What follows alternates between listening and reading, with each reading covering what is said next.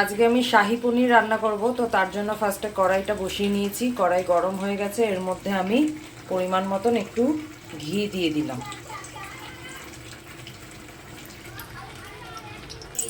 আর একটু সাদা তেল দিয়ে দেবো। এবার আস্তে আস্তে আমি পনিরগুলো ভেজে নেব। সাদা তেল আর ঘিটা আমার ভালো করেই গরম হয়ে গেছে।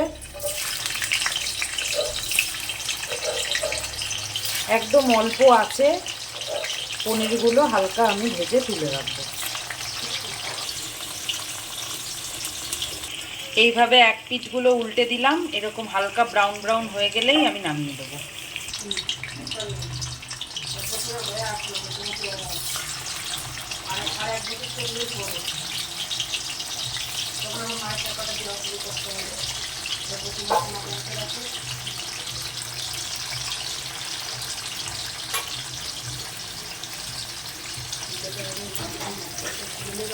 এইভাবে প্রতিটা পনির আমি ভেজে নিয়েছি।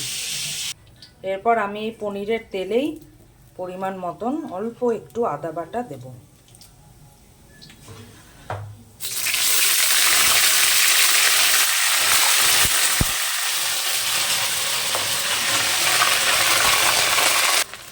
ভালো করে আমি আদাটাকে একটু ভেজে নেব।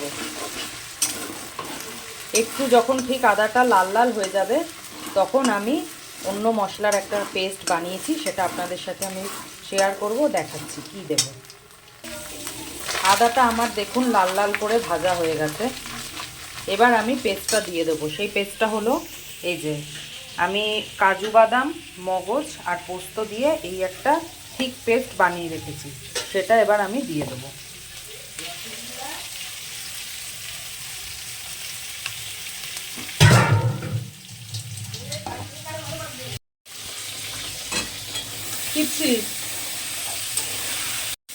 আমি এই পেস্টটা দিয়ে দিলাম। এবার আমি ভালো করে মিক্সড করে নেব।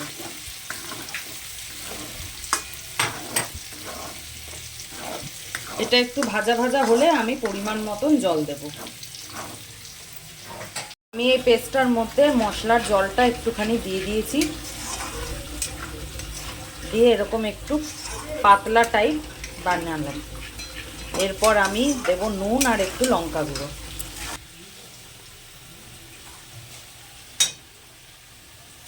পরিমাণ মতন আমি নুন দিচ্ছি।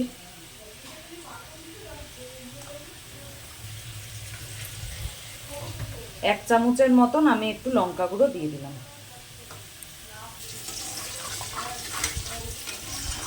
এবার ভালো করে আমি মিশিয়ে নিচ্ছি।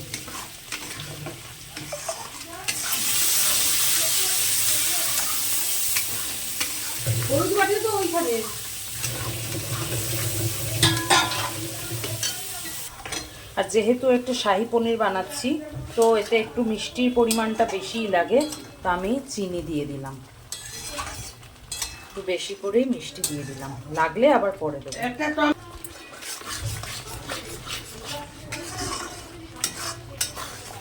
দেখুন কালারটা কি সুন্দর চলে এসছে বন্ধুরা।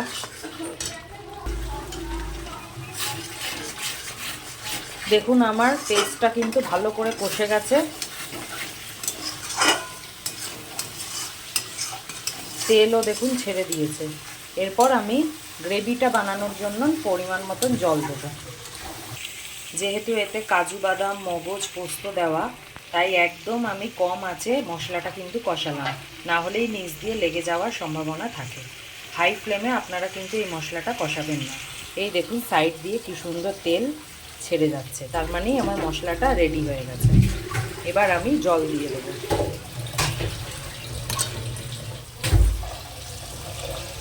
যেমন আপনারা ঝোল রাখবেন, এগুলো তো বেশি ঝোল রাখে না, তো যেমন আপনারা রাখতে চান সেই অনুযায়ী জলটা দেবেন।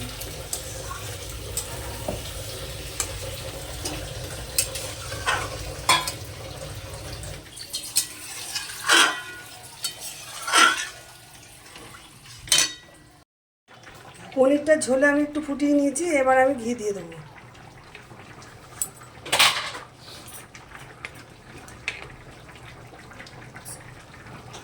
পনির আমার, শাহী পনির আমার রেডি।